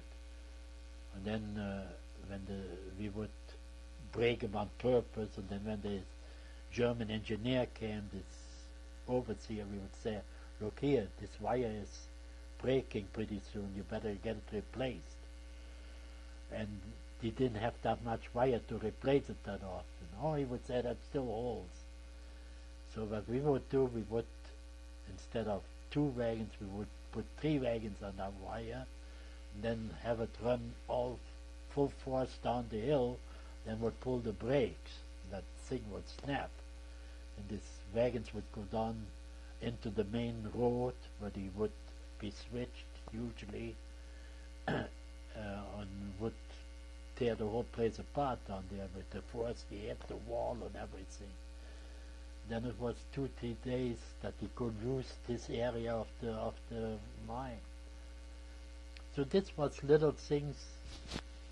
I wouldn't say it was organized, but it was things we did to satisfy ourselves. There were electric wires running around, and we always were warned, don't touch them in any way, you will be electrocuted. So we would take the shovel and throw the shovel against it without holding it, you know. We would shorten out the area. So they never knew who did it, because you always did it either with somebody you knew real well or you didn't do it. Were you getting any information about what was going on around Europe? We would get information from the Polish worker. Some of them would listen to radio, England or whatever. We would get German information naturally. The Germans would tell us we're winning the war and all that thing. But we would have some ideas what was going on. Not really, but just ideas, I would say. And how long were you in the coal mines? In the coal mine, I was from fall of 43 till January of 45, when the Russians were coming into this area, and Auschwitz was liquidated. And where did you go at that point? From Auschwitz, first we went on a forced march for about 8 to 10 days. This forced march is, I don't know whether I have to explain it. You went from where to where? We went from Auschwitz to Gleiwitz. Gleiwitz is a city in Germany. The marches naturally were just death marches. Either you could march or you couldn't march. If you fell behind, there was a so-called medic in the back with his gun, and he would just push you into the ditch on the side of the road and would shoot you. How were you at that point? What was your strength like? My strength wasn't too bad at that time, because like I said before, I would take chances to get extra food. For instance, one time when we went back to the camp, before the entrance to the camp, sometimes he would search us, the guards, and I was caught with a bag of sugar one time, and I got a beating for it, and I got 10 whips for it, but I still kept on doing it because that was the only way to survive. And that was one thing what happened. What happened also in Yanina is the only person I know who really escaped, and did escape. And the one who escaped, I found out later on after he was gone. He was a Polish army, quite high officer, and he got in contact with the Polish underground, and one of which one I don't know, one of these coal miners got involved in it, so they put him in one of them wagons what went outside and dumped out and covered him with coal. And when he was dumped out there, he rolled down on that hill. On the bottom of the hill was the partisans were waiting for him. And he was the only one who I know who was able to escape. And for that we had to stand at attention when we weren't working. for 3 full days in the middle of winter, and no food. And then the guards were sent back to Auschwitz. We got new guards, which were a lot worse than the ones we had. Then when the ones we had before came back, they were even worse than the ones we got in replacement, because it happened on their shift that the guy escaped. That's the only escape I know of which was successful. So then from Auschwitz we coming back to the march there. When we were marching during the day, we would be marching, and at night we would be put into a barn, and if the farmer had some of his pig food he was boiling for his pigs left, we would be fed. If he didn't have any, we wouldn't get anything. Then in the morning we would march again, and when we were marching, for instance, you can think of the German mentality at that time, when the war was practically lost. The Russians were right there. The Germans in one little town, a woman came out with a like a drawer full of glowing ash from the oven, from the stove, and threw that over us and called us the dirty Jews. So that was still the mentality of Hitler at the time, when that was in January of 45, and already everything was more or less lost. Then we went to Gleiwitz itself, and in Gleiwitz again we were put on open coal wagons. About 150 people in a coal wagon. We got about 3 slices of bread, and then up we went again. We didn't know where we were going again. There again we didn't know where we were headed to. And like I said, the coal wagons were open, and it started snowing, and everybody was just cold and freezing in there. And to get any water, we would pick the snow from each other's back and use this as liquid, so we would have something to drink or liquid in our system. Would you continue? Like I said, we would eat each other's back. We would get the liquid from there. The train ride was about 6 to 8 days. Then we came into the next camp, which was Großrosen. Half of the people in the train were dead. We stored the death on one side of the coal wagon. We covered ourselves with the death at night. And that's the first time on that trip. It's the first time I saw somebody eating a human being or meat of a human being.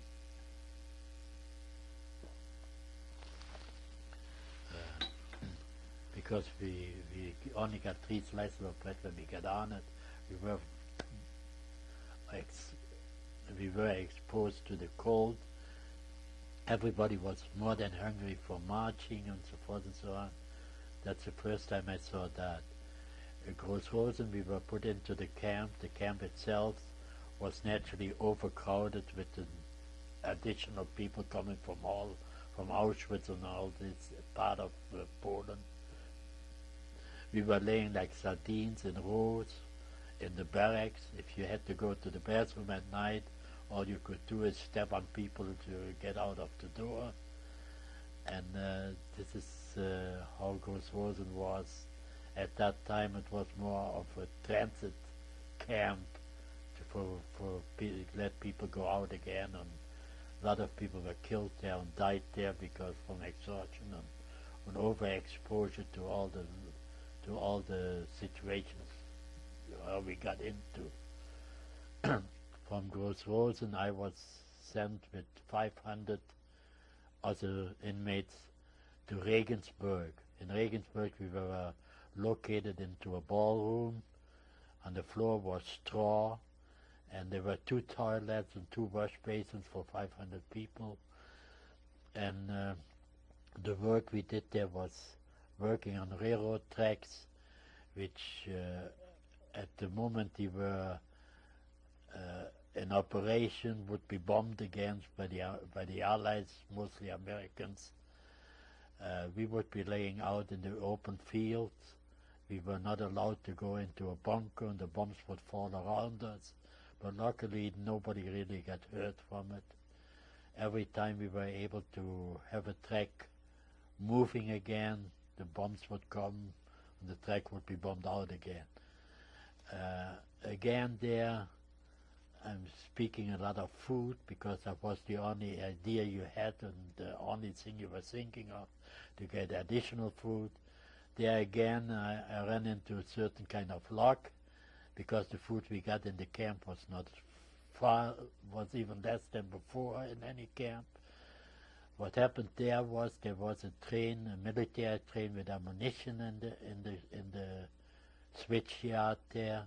There was a train with potatoes there, and there was a train with sugar there, which was supposed to go to the front. Well, when the bombs come, the bombs hit the ammunition train. The ammunition train started burning, and the potatoes went into baked potatoes. The sugar was burned sugar, and the ammunition train kept on exploding and shooting bullets for 2 or 3 days. When the guards naturally were afraid to go even close to it, we would crawl underneath the wagons and would get baked potatoes and burnt sugar to supplement our food. And this went on for every time the bombs came, there was something there to eat or to explode or something for us to substitute our food with. So that's how I survived Regensburg. The camp itself, like I said, was just a ballroom. The straw was so full of lice, I think it would move an inch or two every night, every day when we were out on work. The washing facilities or the toilets would be always blocked up, and everything would just run out of the washrooms into the place where you slept. But we were so dirty and so down at the end of the war that we really didn't care anymore. This was, in short, more or less what happened in Regensburg. Like I said, we laid in the open field when the bombs were coming, the bombers were coming, and we would be happy to see them, because the closer they came, the better it was for us. Then all of a sudden we could hear the explosion of artillery fire, and we found out that the Americans were coming that way. And then in the end of April, all of a sudden we were again put into columns to march. We marched towards Mauthausen, and we marched for about 10 days in the foothills of the Alps, still with snow. Most of us didn't have any shoes left because the Germans didn't give us anything. Just the wooden planks on the bottom, half of it worn off. We were marching that through the snow, and a lot of people of the 500, after 10 days when we were liberated, we were with about 180 left. The other ones were all fallen by the wayside, as we would say. We came to a little marketplace. All of a sudden, well, the night before the last night, I was so exhausted that I, in the morning, was hiding in the straw in the barn. Well, all of a sudden, the Germans came with the German police dogs, and sniffed out the people what were hiding. And the commander from the guard, the camp leader, said, well, when we're out of town, you will be shot, anybody who hides. Well, during that day, what I did, I went, every time I was on the opposite of the column marching. So all day long I was switching from one side to the other. And luckily, we stopped early, around 2 o'clock. We came to a marketplace. When he saw me there, he said, oh no, I forgot about you. Well, tomorrow is also day. You will be killed tomorrow, you know. Like, well, throw you away tomorrow. What's the difference? But then all of a sudden we noticed the guards were disappearing. When we were sitting in the marketplace and they were disappearing. All of a sudden we were all by ourselves. Then the police of that little city, of that town there, Laufen, the police of Laufen came didn't know what to do with us. So in the neighborhood there's a little town called Lebenau, and in Lebenau there was a prison for women, German women, prostitutes, anti-social, anti-political. They were there and were working on German uniforms. So they cleared one barrack of that prison and put us in there to hold us. Now this guy who ran the prison there, he really felt sorry for us. He didn't know what to do. So he came and gave us bread, double rations bread, and so we were there for 2 nights, 2 days. Then all of a sudden on Friday night, by that time the American army didn't fight at night anymore, especially that prison was inside a forest. They didn't take any chances anymore because the war was won. There was no reason to expose the soldier to a sniper or anything. So when the dust started, they stopped advancing. Well, there were some people in this army who heard from people, from civilians there, that there in this prison there are some prisoners, some Jews being held from concentration camps. So about 40, 50 soldiers volunteered, mostly Jewish guys, to take a truck and go there and see that the Nazis don't come back during the night and kill us. So all of a sudden, Friday evening, all of a sudden, a truck of soldiers comes there, American soldiers. Naturally, we didn't know what to do. When they saw us, the guy started crying. He didn't know what to say. One walks into the room where we was in, and one of the prisoners says, "Chaim, where are you?" to the soldier.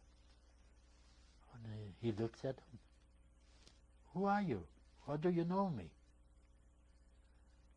"Don't you know who I am? I'm your cousin. You went 5 years ago to America.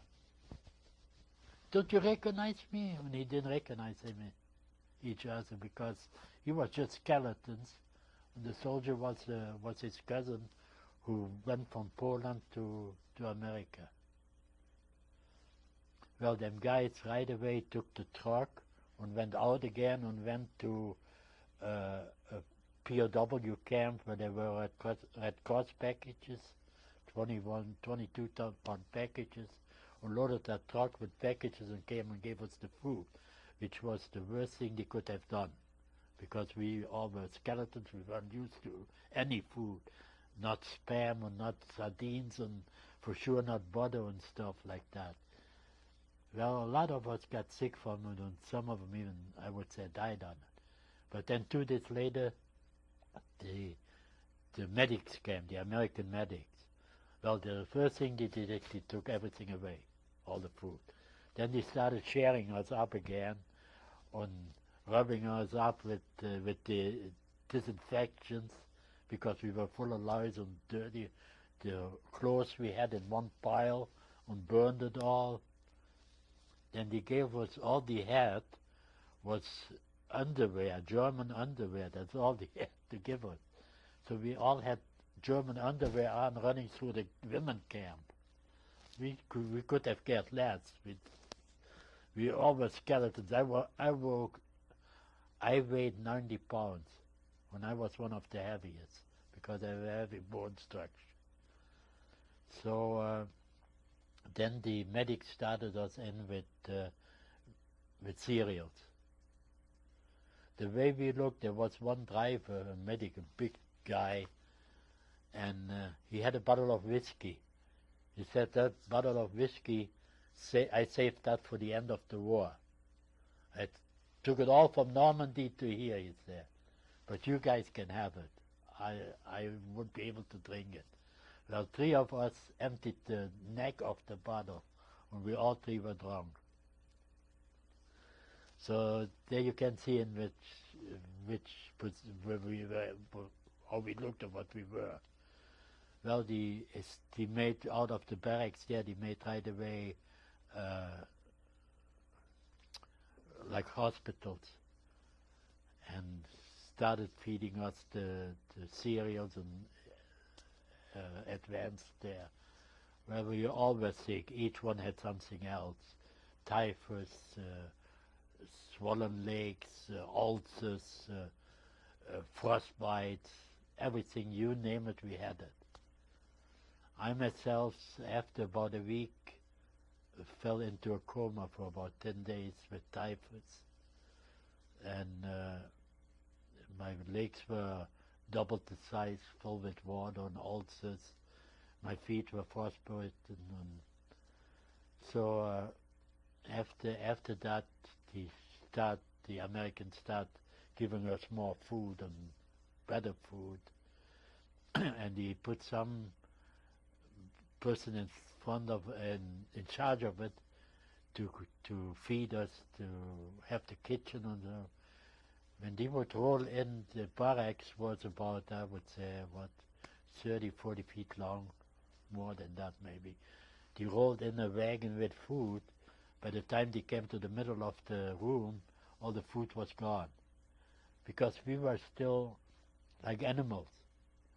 Whenever we saw food, we grabbed it and ate it. In fact, I doubled my weight in about 2 months. And so which was unnatural and wasn't healthy at all.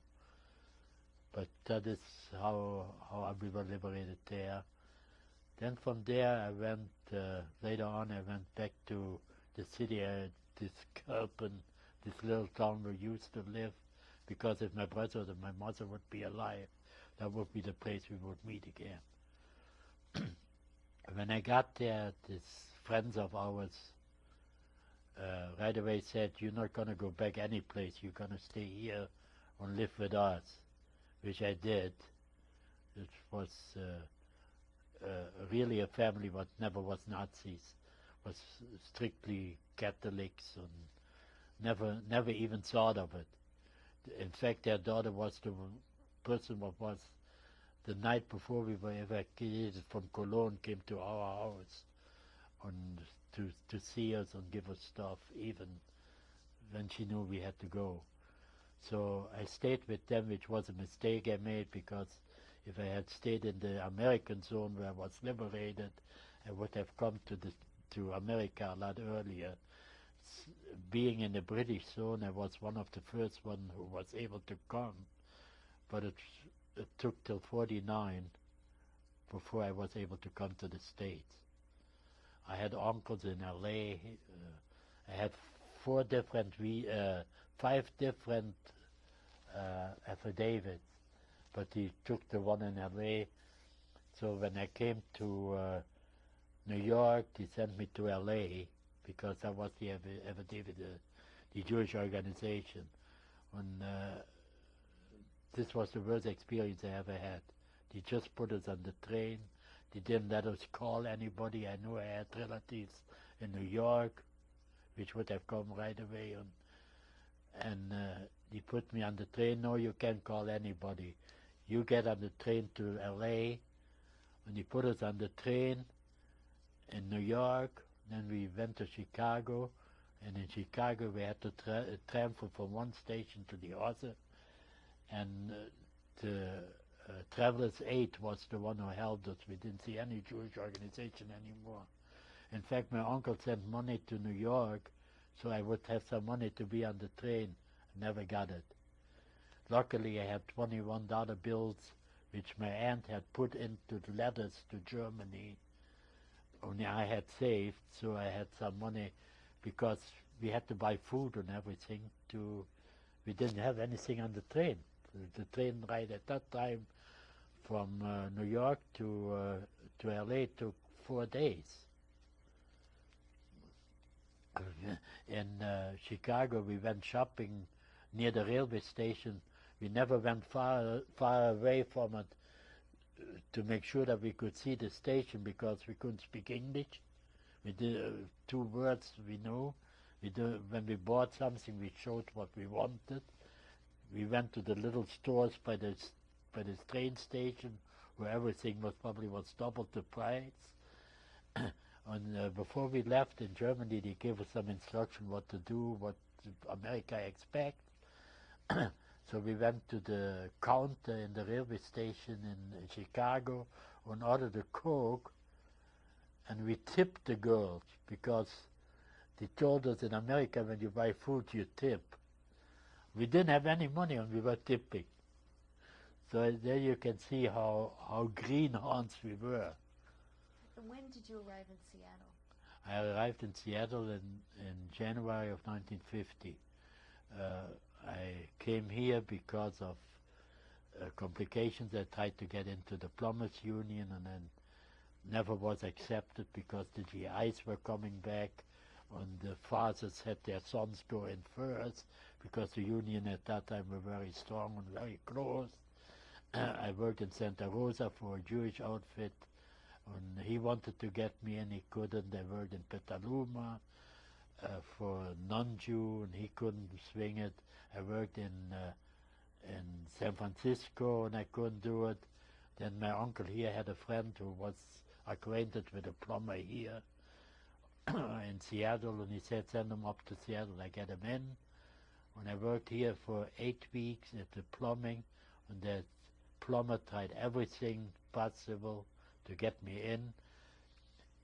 He went so far that the union told him, if he works here tomorrow, we're going to close your shop. And he had 40 employees there. So he didn't have any choice either.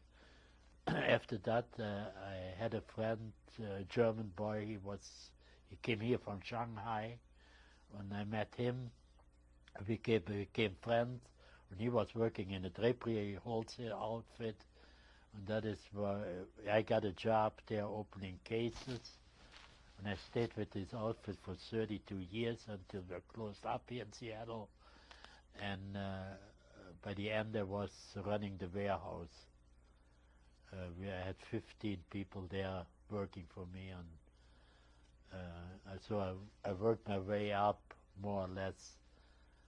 Well, I worked my way up to assistant warehouse managers within 3 years. And then I was, later on, I managed the place. In conclusion, is there a message that you have, based on your life experience, that you'd like to pass on to your children and your grandchildren? The message is, under no circumstances ever hate anybody. Treat every human being like you want to be treated as a human being. And fight any discrimination in any way, in any which way, any way you can think of, and never be afraid to speak up. Like the saying now is, never again. But you have to work for it. If you keep quiet, that never again can happen very easy. And don't think in America it cannot happen. It can happen here too. Look at Mr. Buchanan right now. And he is not the only one. And he is as scary as Hitler was, because he gives the same message to the people. He tells them the same story. America overall close up everything, and in Germany it was Germany overall, and still is. The anti-Semitism in Germany, as I read and as I hear, is still very, very strong. And let's not kid ourselves, all these things can happen again. Thank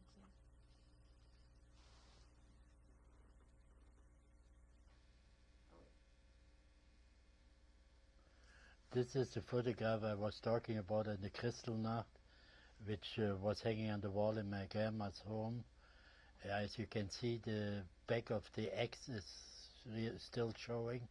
This is a little picture. This are my great-grandparents, the parents of my grandfather. Their name was Leiser, L-E-I-S-E-R. Full name. And if you know the approximate date. I don't know the date. This is a picture of my dad before he was, I would say, either 1926 or 27 was taken there. I don't know the occasion for what it was taken.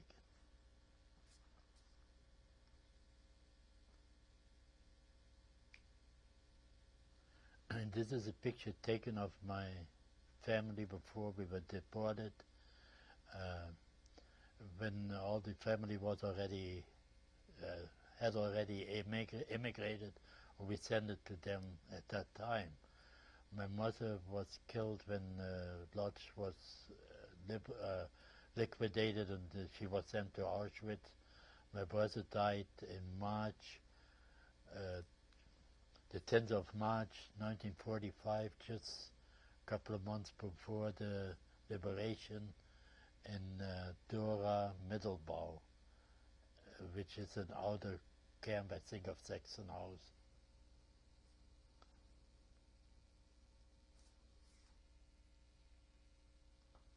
This is a picture of my sister-in-law, as I mentioned before, which was not allowed to go with us. The Nazis just didn't allow her to come with her husband at that time, because they said they weren't married long enough. What was her name? Her name was Edith Frank, F-R-A-N-K, before she was married to my brother Herman. And what was her fate? She was Jewish too. What ended up happening to her? Oh, whatever. She was sent from this little town, Kerpen or Buer, where she lived last, to a camp, and I don't have any idea what happened to the whole transport. Okay. Like I said before, in this little town there were about 30 families, and 100 people were 20 about were able to immigrate. And of the 80 left, I'm the only survivor of the town. All other people were killed, and nobody knows where they were sent to. This is a picture of the soccer team before the war. I'm the third from the left.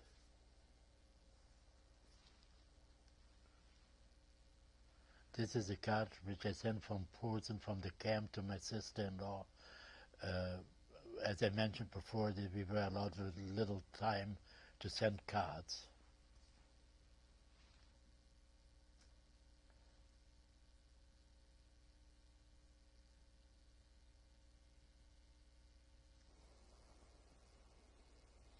This is a telegram which was sent between my uncles in Colombia, from one city to the other, to show that I was alive.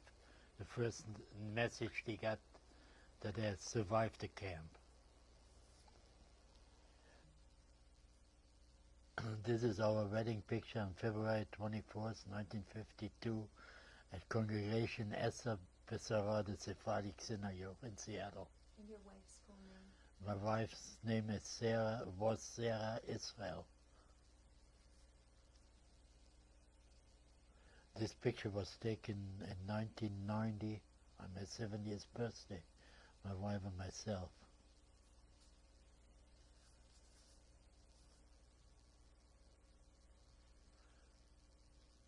This is a picture of our oldest son Carl with his wife Jackie. It's also from Seattle. Her maiden name was Starika.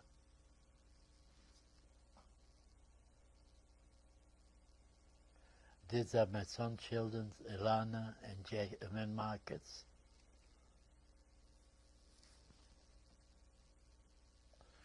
This is my son Greg, his wife Dorothy, their children Sarah, David, and Uri. The picture is about 5 years old. This is my daughter Elizabeth, with her husband Shlomo, and their children Yitzhak, Yaakov, and Reina. The picture is also about 5 years old.